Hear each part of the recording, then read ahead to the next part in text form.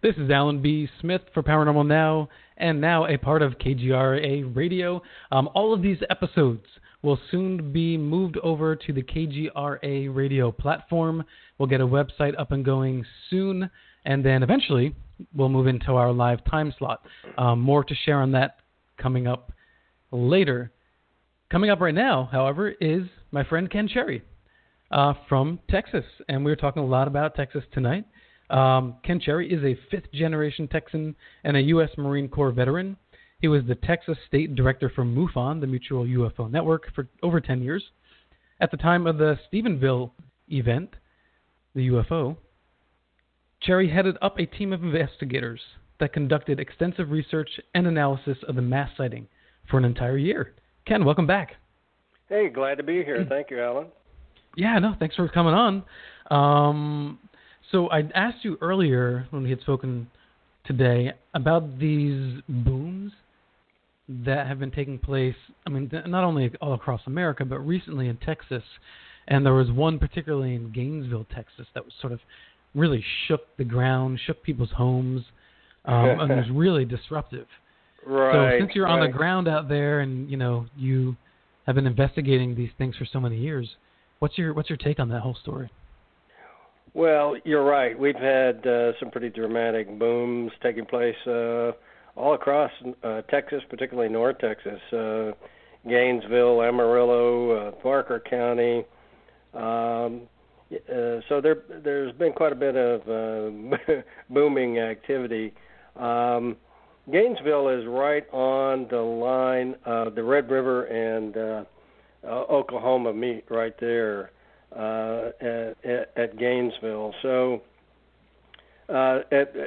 Oklahoma has been experiencing in the last year or two a lot of earthquakes due to, well, they're saying it's due to fracking. And, of course, there's a lot of people up in arms about it.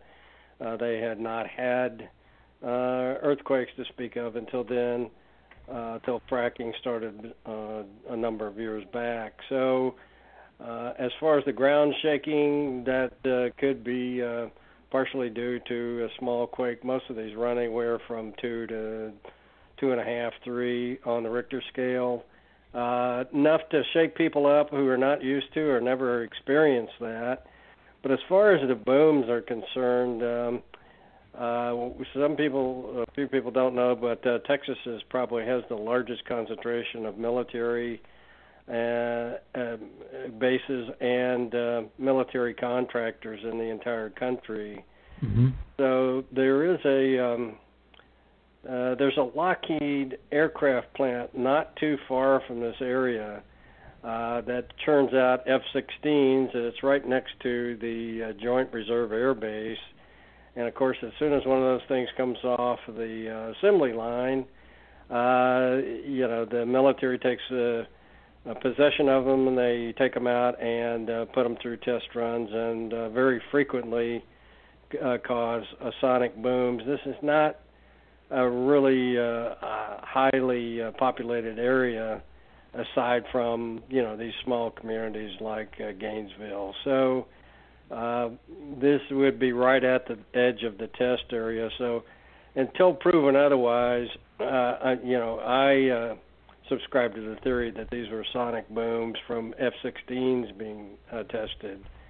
Now, a number of years ago, there was a boom over the Dallas area, which is perhaps 120 miles or so from Gainesville, that someone managed to get a picture of a meteorite that had caused it. So it didn't create any damage on the ground, but it did shake a lot of people up, with this boom. Of course, we do have lots and lots of air traffic in the area, but I just want to remind people that there are over 500,000 pieces of space junk that are being tracked that are circling the Earth, and sure. Some of these things do lose orbit and fall to the ground harmlessly, but on the way in can cause these booms from time to time. So until proven otherwise, I'm going to say it's one of the two things, either aircraft or, something entering the atmosphere at a high speed. Well, in your experience, can a sonic boom carry such force that people's homes would be shaking? People have reported cracks in asphalt and, not huge cracks, but things like that. Is that feasible? I've personally experienced where the house shook and the windows rattled and so forth from sonic booms. Mm-hmm. Many years ago, before the public was, there was so much public outcry, the military and others who were testing aircraft that would break the sound barrier were less careful about where they tested them. And overpopulated areas, I have actually felt the force of these things, shake the windows, and you get this vibrating feeling. But as far as breaking the ground, in the summertime in Texas, the ground cracking or being cracked is not really an unusual sight. So, I'm going to chalk that one up too as a more mundane explanation. People, once they enter this heightened state, can, imagine any number of things. Now, I will or they say, notice things. Yeah, they notice things.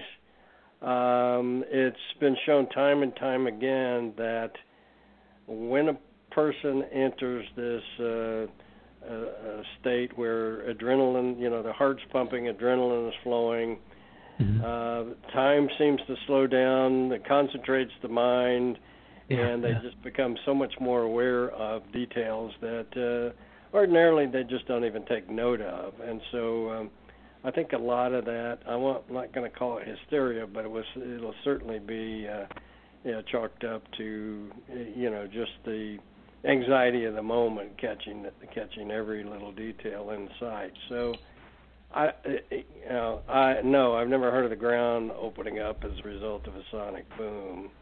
Now, having said all that, particularly in this Gainesville area, we have investigated some rather unusual phenomena.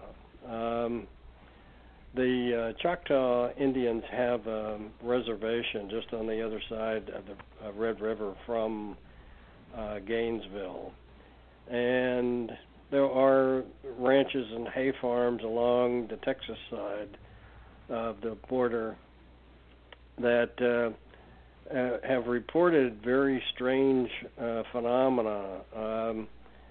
A group of cowboys, and I'll tie it into the Indians in a moment, but a group of cowboys were, corralling a bunch of their cows off a ranch along the Red River, and they, on their cell phones, called one another and said, "Hey, did you see that ball of light that just shot up in the air?"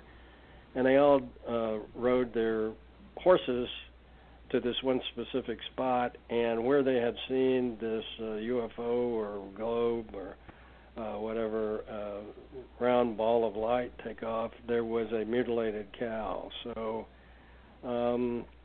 I talked to the sheriff's department there, and they had been getting reports for many years, and they mentioned that the Indians there in the area had been part of their lore for 100 years, all of these strange goings on with UFOs and cattle being killed in a strange manner, and seeing strange creature and so forth. So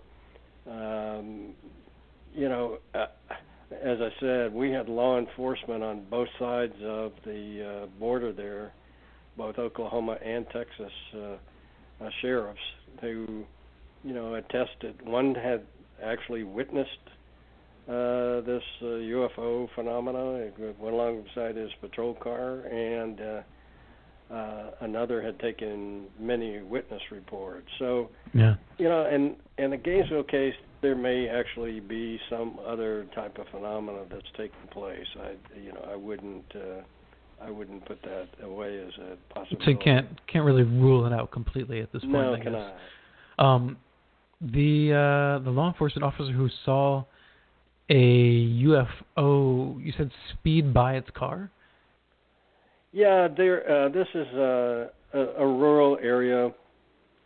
Country roads are not lit, of course, and late one evening, he's driving along the road, and it's not a moonlit night. It was pretty dark out, and noticed that there was this not noticed, but suddenly he said this bright light came on inside of the vehicle, and he looked out the window, and there was a ball of light just tracking alongside of him, like Wow. Right at the window. Unlike. Yeah, right at the window not unlike level. like when you see UFOs outside airplanes. Is it kind of like that sort of experience where it's just sort of tacking along with him, just or tracking right along beside him at the window level, and then it shot off into the air. And this is not an isolated incident.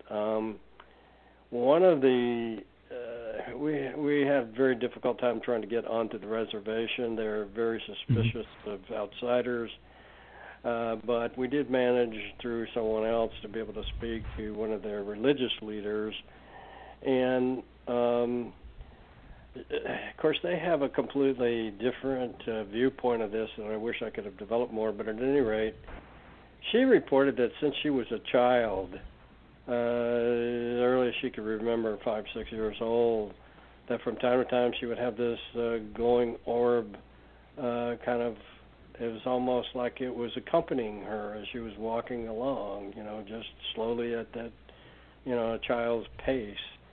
And she just felt that it was some sort of a friendly entity, and I guess was partially the key to her spirituality, and partially, her heritage, of course. It was a part of their family heritage there. So, one gentleman,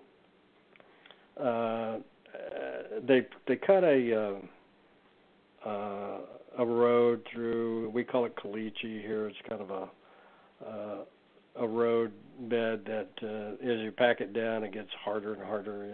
But at any rate, driving down this caliche road near there one night, and saw something on the side of the road. The road had just been cut through there, and it was early in the evening. But at any rate, he got out, and what he found were some artifacts.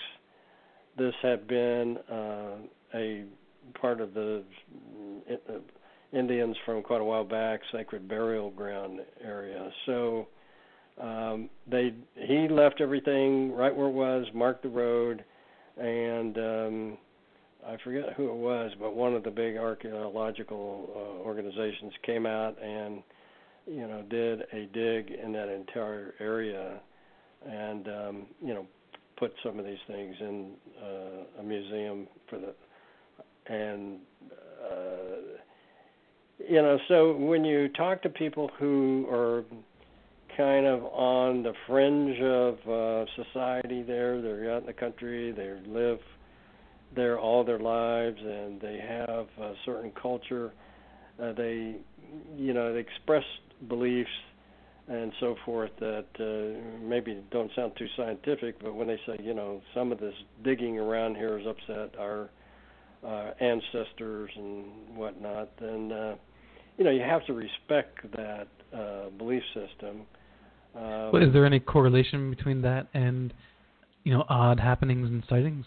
Well, we don't know. I mean, it depends on what the explanation for these are. Are they spirits? Are they UFOs? I've had a good friend of mine who is a medium, just an incredible medium that went through a cemetery, and they were filming her in infrared. They saw these a line of orbs on her back up and down her spine. Mm. And she said she felt the tingling, and she heard this voice saying that these were all spirits of the people there, and that they they were all trying to get messages to her because they realized she was a medium. So, there are competing explanations for what are these glowing orbs. Are they living entities, or are they some sort of technological advanced civilization, is created, or, what are they? And of course we don't know the answer to that. But they Well, sometimes... do you have a personal opinion of your own? A guesstimation, if you will, of what they are? Well, from some of the inside information that I've gained from people, scientists and folks who've worked on these back engineering programs and so forth, they have said that, some of these, and there's so many different alien civilizations that are visiting us. Bear in mind, they're different technologies. I mean, they're not all using the same technology for their crafts, but in some cases, these crafts are biological, and that they're symbiotic with the pilots. And so, to some extent, that does support the notion that these orbs may have a mind of their own. They may be biological. I mean, that's just one of the many possibilities. So, I guess if I were to speculate, that is the closest information that I have as to how these things came to be. And so, until I know otherwise. But from some of the things they do, combining, joining together, and or splitting apart, and so forth. It's certainly beyond anything purely technological that we can imagine. So, this may be more or less like the different parts of a jellyfish, for instance. Living things combining to create a whole, and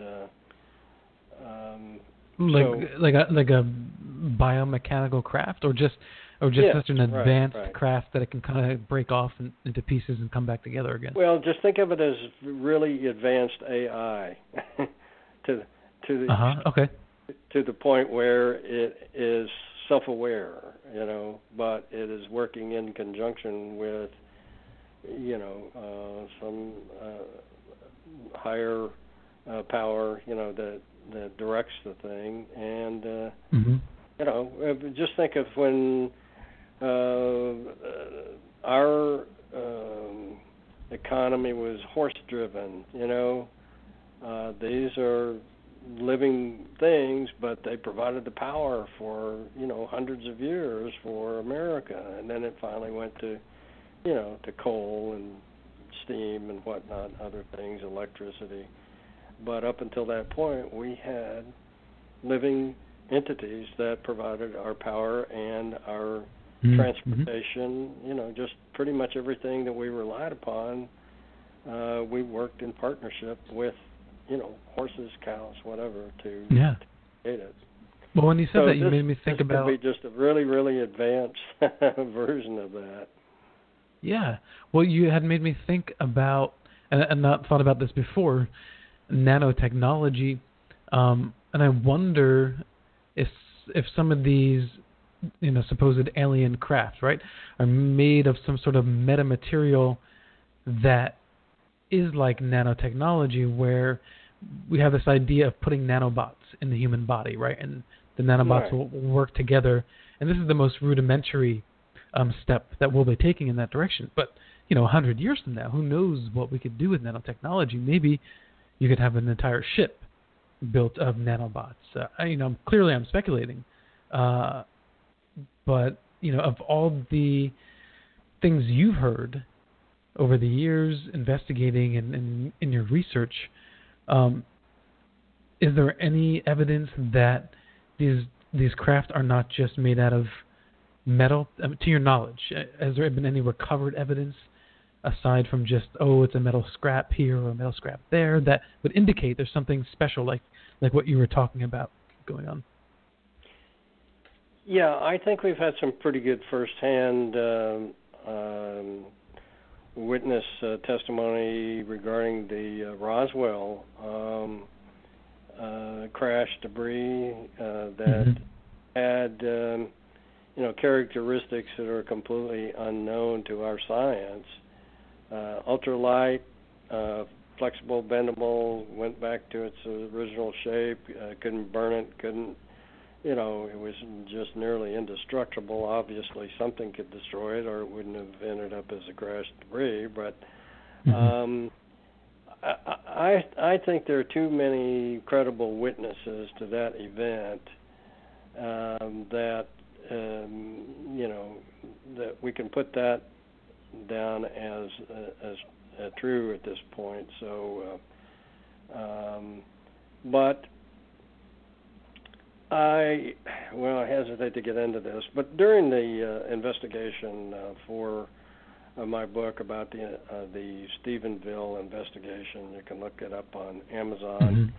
I received so darn much publicity. I mean, I was on, and I'm not bragging here. I'm trying to make a point that I was exposed to the television, radio, magazines, and so forth, just daily, bombarded for months at a time.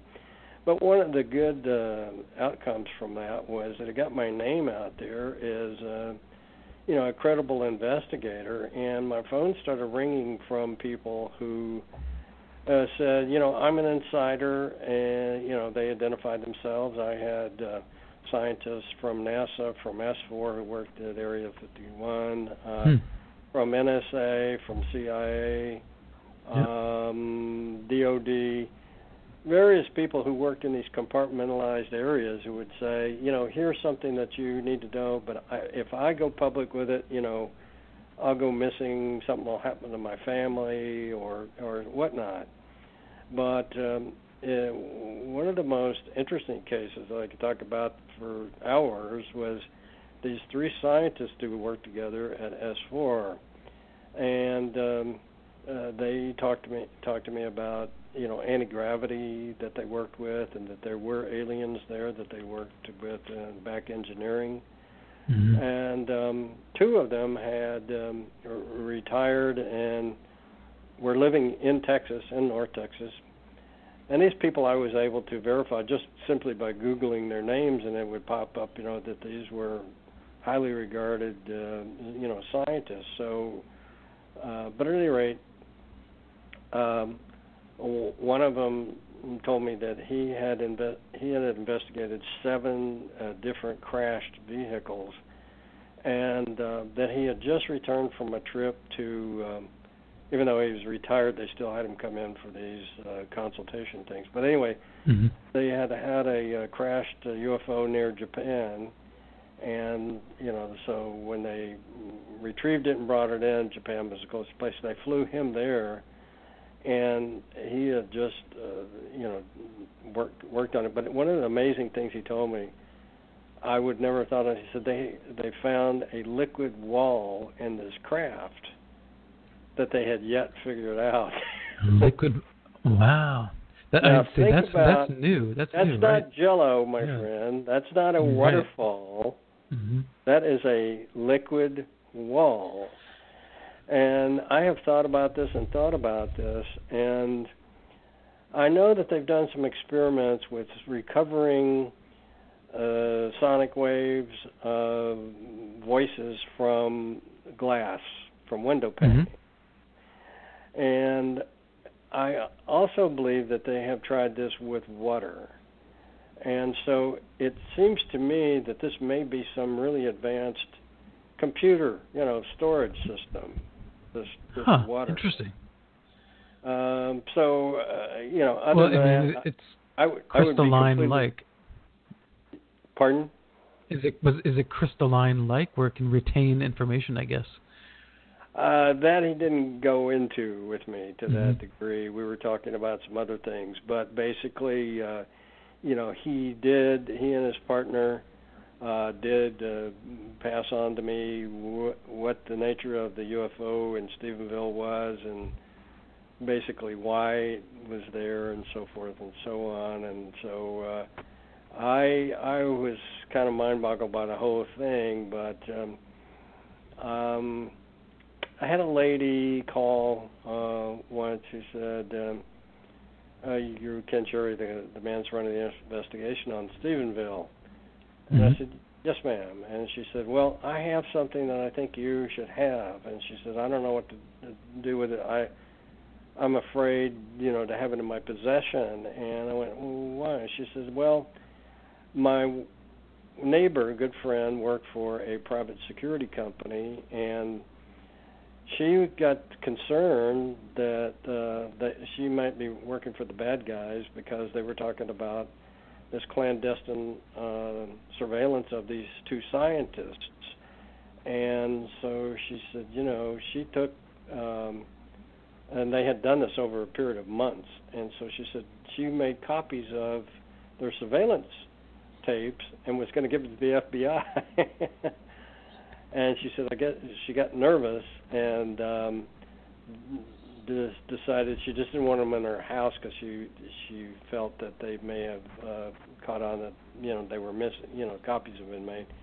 So she gave them to me, and she says, lo and behold, a few days later, this unmarked moving van shows up and emptied everything out of her home. And she said, I haven't seen my neighbor since then. And she says, I'm worried they're going to come get me. Well, I thought this is all kind of made up story. I mean, you just don't know. We did receive quite a few, just incredible stories from people. And she said, I'll leave this someplace, where we agreed she was going to drop it off. Well, we went there at midnight. It wasn't there.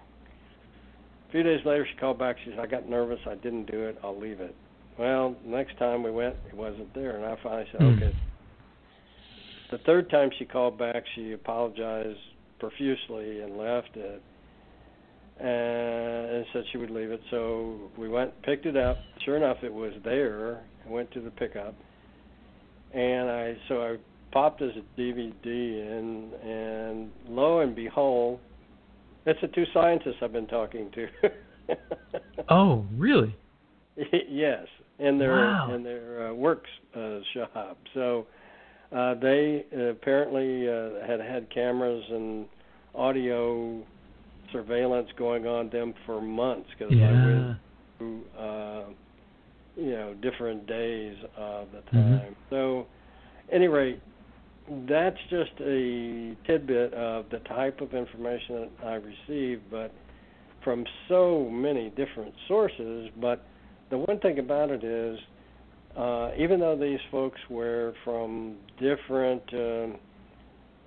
agencies or different backgrounds, many of their stories triangulated on the same thing, pretty closely. Mm-hmm. And so I guess to wrap this story up, what I discovered was that the government is very, very much against letting out the secret about UFOs, this back-engineered technology, our involvement with non-human entities, because it's not that people couldn't accept the fact that there are, I think one scientist told me up to 17 different types of aliens visiting our planet. What would really upset people, not thinking that somebody was coming here from halfway across the galaxy, but there are many, many of them who live here in great number. I mean, they live here in great numbers and have. Living among us? Living among us, Hmm. if you think about it, there have been reports of triangular type shaped UFOs going all the way back through history. As a matter of fact, they found UFO drawings on caves. I mean, these people didn't have sci-fi or cable channel or science fiction writers, so they have had a high level of technology and been here. Let's just put it the way it is. This is not just our planet, it's theirs as well. So,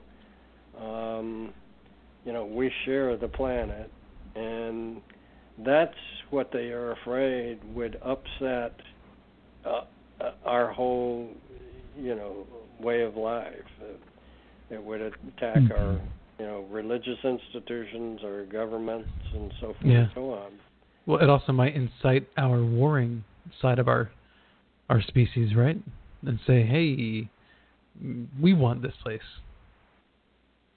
Right. Well, the point is, though, that they are so much more advanced than us that if they had hostile intentions toward us, they could have taken the planet, when we were still living in caves. So.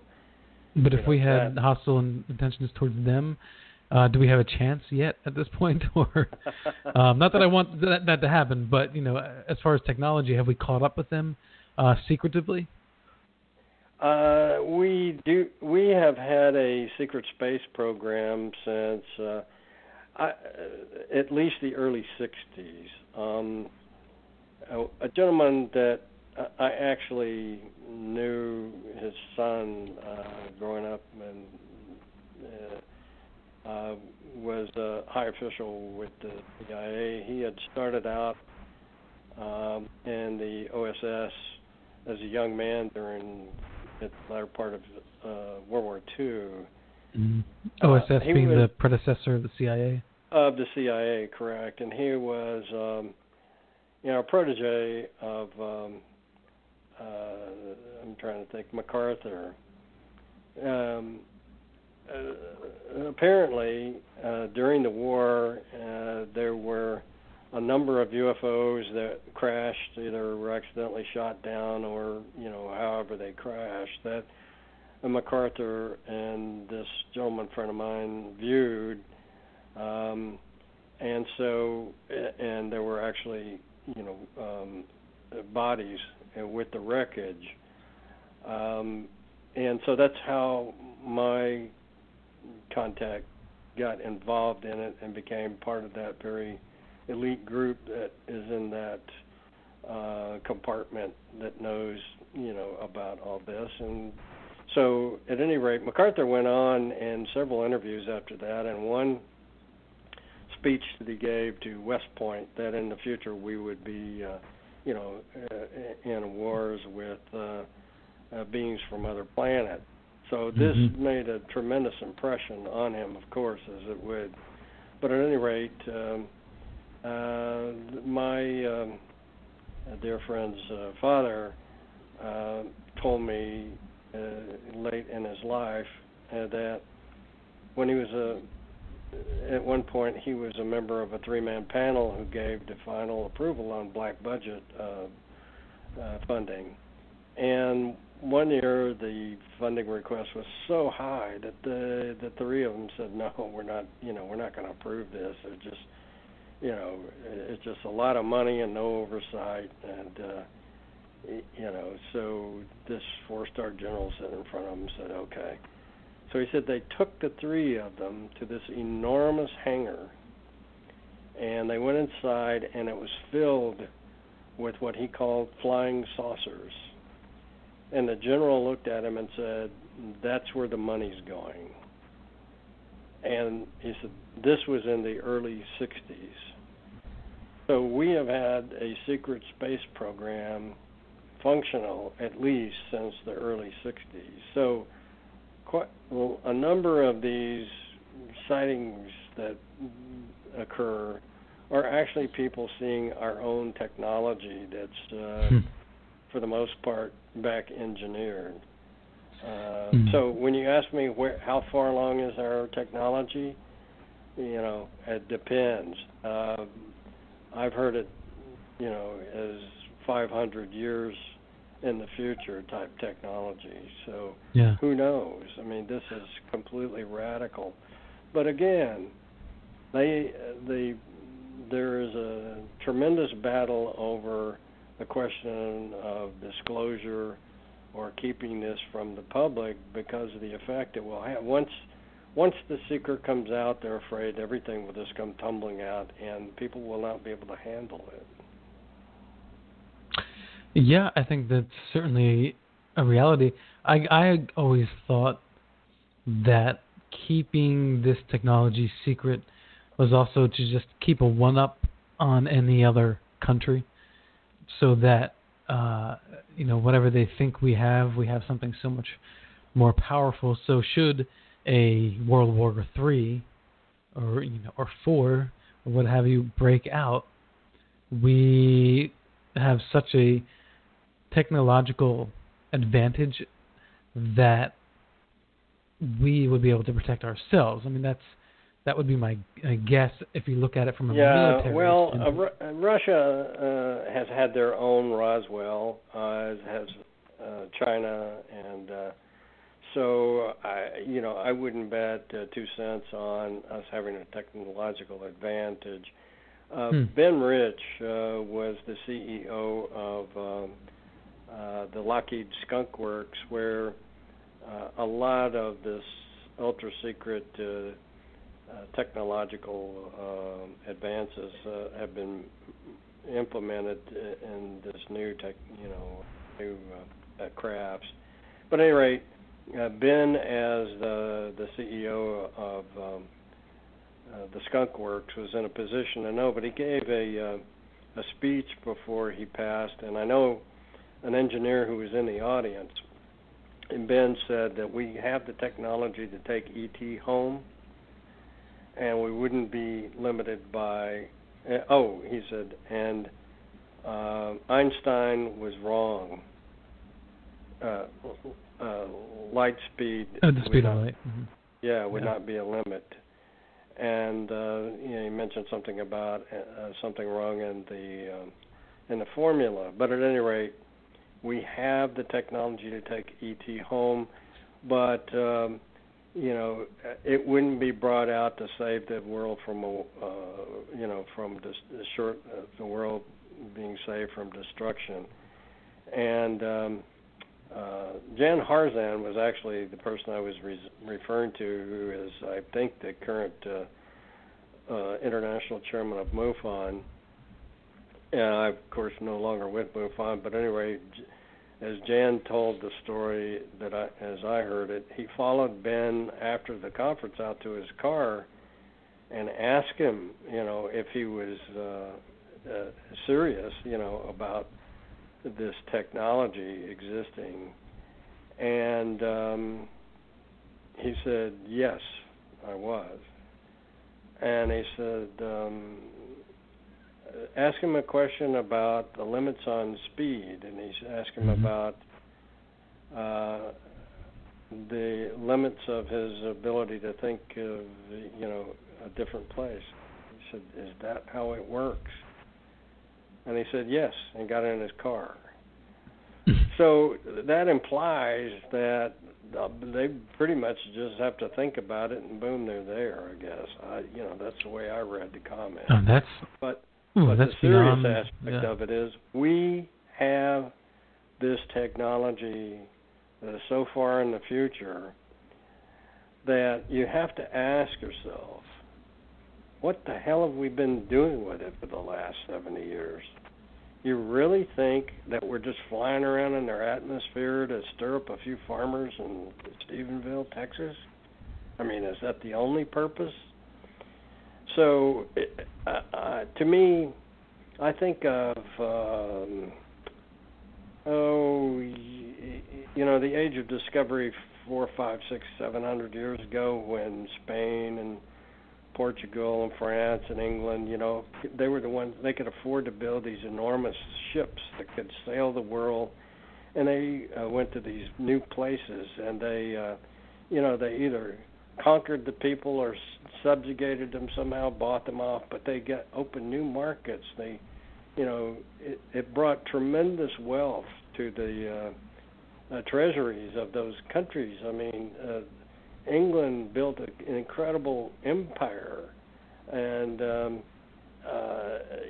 but of course it was all under the control of the crown. Well, you have a similar situation here, where this ruling elite controls this technology, and what do you think they're doing with it? You think they're just flying around here on joyrides? I suspect that where no man has gone wouldn't cover very much territory in our solar system, at least anymore, and probably far, far beyond. I know this all sounds weird and Star Trekian, but you got to ask yourself, what would you do if you had a craft capable of interstellar travel? What would you do with it? Would you just let it sit there in your driveway? I don't think so. And apparently, we have craft capable of, travel in outer space. And so... Well, I mean, scientists... go ahead, Ken. Well, why are scientists still working on things back engineering? It goes back to the point I was making about, so many different species of, aliens with their various technology. It doesn't all function the same. It doesn't. It's fascinating to find out, how different sciences have come to a different, get to the same place through a different route. Yeah. So, those, and some of these things are absolutely so advanced that it, is taking us years to crack it, even with help, So, well, like you said, it's a good question. What are they doing? If they have this advanced technology, what are they doing with it? But my question to you is, who's going on these joyrides? Who's participating? We go through presidents every 4 to 8 years, and do they all get to go on a ride? Is there a new incarnation of the Majestic 12, and they're out there? I mean, other than scientists and engineers working on this, I mean, are others in the political and elite arena allowed to? I wrote about actually a pilot in my book, investigating the Steamville UFO. Mm-hmm. But the pilots of at least one of the main type of craft that we have successfully engineered are very rare.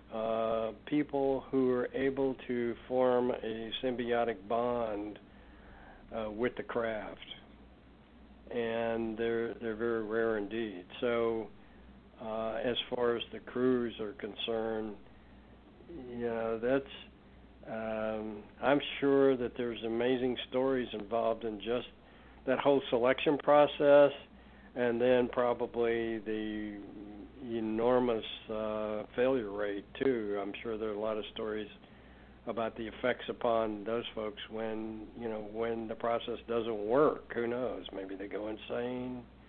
They probably can't handle it. There was a story many years ago about one of the astronauts down in Houston became just a raging alcoholic because he apparently was one of the astronauts who has come in close proximity with alien on, when he was up in space, and could not handle it. I mean, and he would get drunk at bar. People, of course, he's an astronaut. Everybody wants to buy him a drink, blah blah blah. But he was pretty infamous for telling this story. but the man was clearly suffering from some sort of PTSD. So, as we know it now, from that experience, that that the human mind just had, in his case, couldn't wrap itself around. So, I bet there are some really amazing stories and calamities involved in this whole space program that we'll probably never know. And insofar as once they get a crew together, who benefits from these trips, again, it's a small cadre of people, I'm sure. Yeah, and I've always thought, and I've heard this argument, well, if we have such advanced technology, why aren't we curing cancer? Why haven't we stopped aging?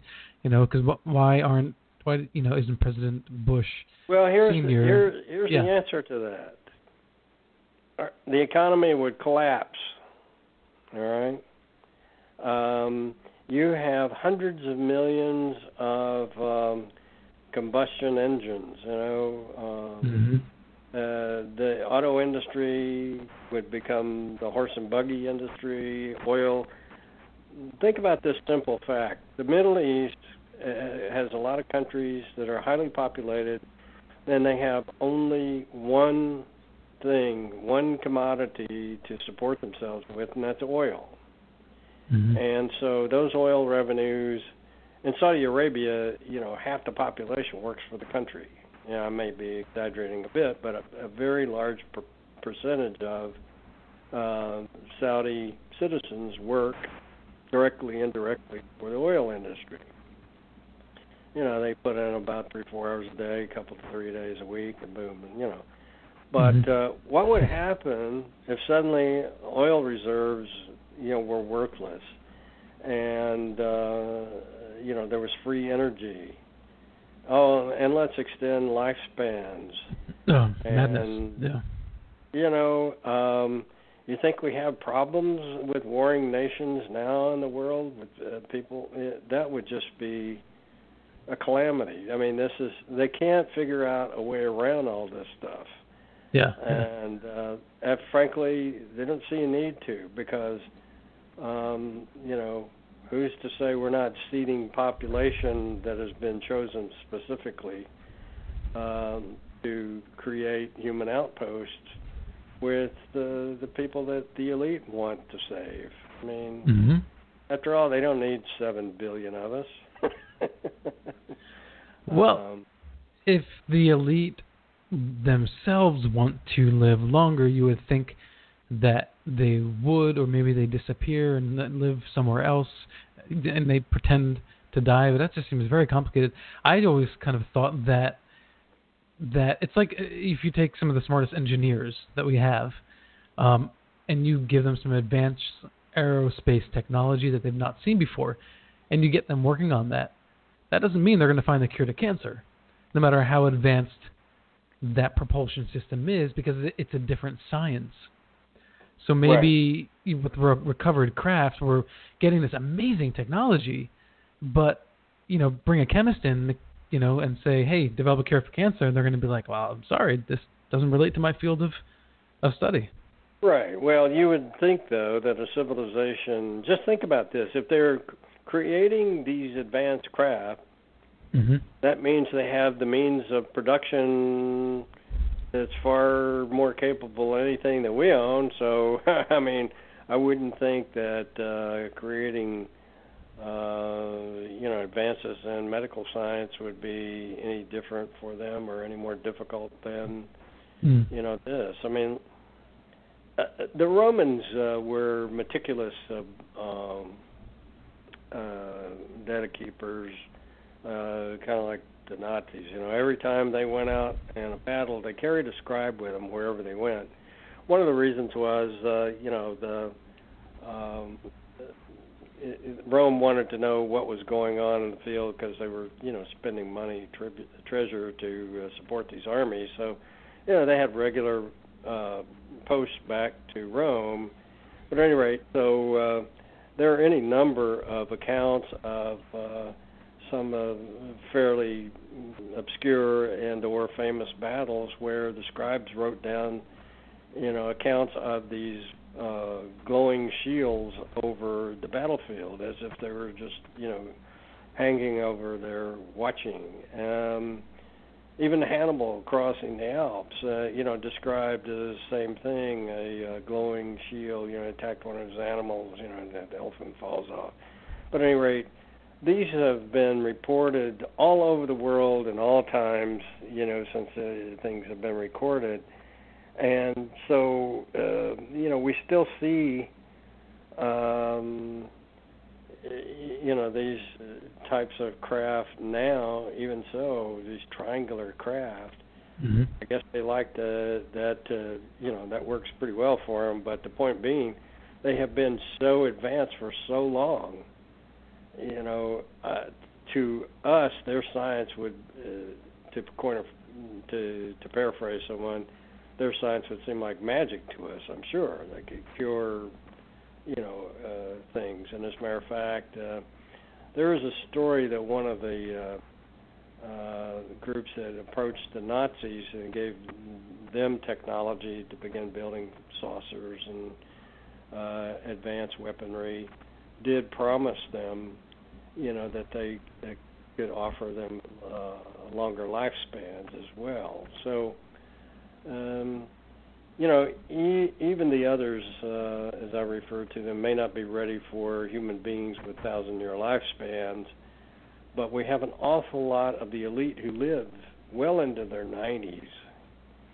If you start looking at it, Mm-hmm. there's Bush, and the Queen, Gerald Ford. The list just grows longer and longer and longer the longer you think about it. But at any rate, that's probably too far afield there. But as far as UFOs concerned, I have many contacts who reported to me, that we've had this ongoing program Mm-hmm. now that practically as a result of Roswell, and that's how we first made some of these contacts and began working on this debris. Well, your personal contacts, have any of them indicated to you that maybe somewhere down the line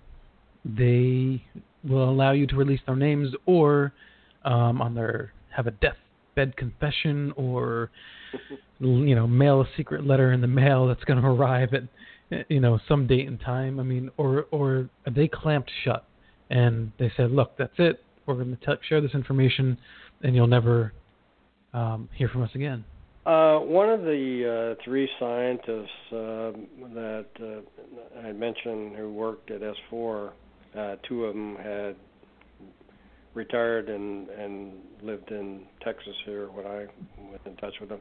The other actually retired and went to another state. I'll just tell you, Nevada. But at any rate, one of them provided me with a manuscript, with a transcript of a polygraph test that he took.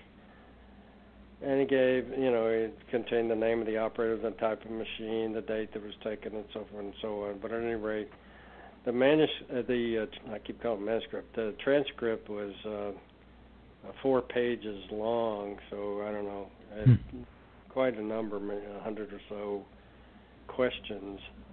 And in this question and answer period, he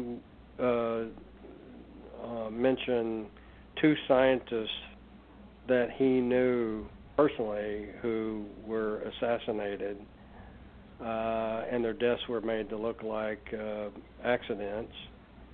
And, so they had attempted to go public. He had been threatened with his life and his family if he went public. So quite a number of things. indicate that these you're just not allowed to talk about this stuff, particularly if you have first-hand knowledge. You've worked with some of the materials, with some of the technologies. He's the same individual who went to Japan and worked with the scientists there, other scientists, and they couldn't figure out this liquid wall. But at any rate, I guess that might narrow it down to somebody that could be traced, but he didn't seem to mind me discussing that. But at any rate,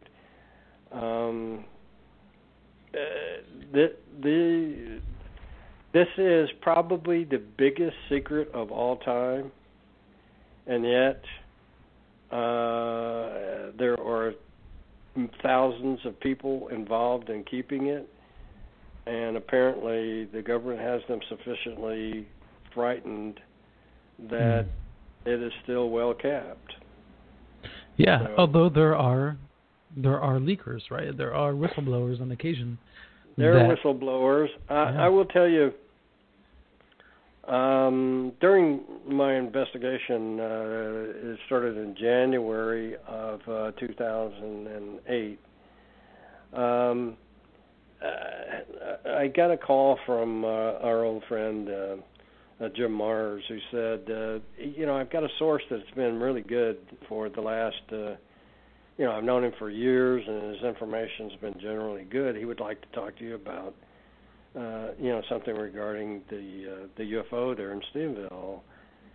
And I said, fine, yeah, I'd love to talk to him. So I spoke to this gentleman. He said, want to let you know in the first week of February there's going to be a meeting, a closed-door meeting of 7 top nations led by the U.S.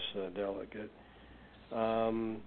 All of the people who are involved in this very compartmentalized, UFO, ET, back engineering,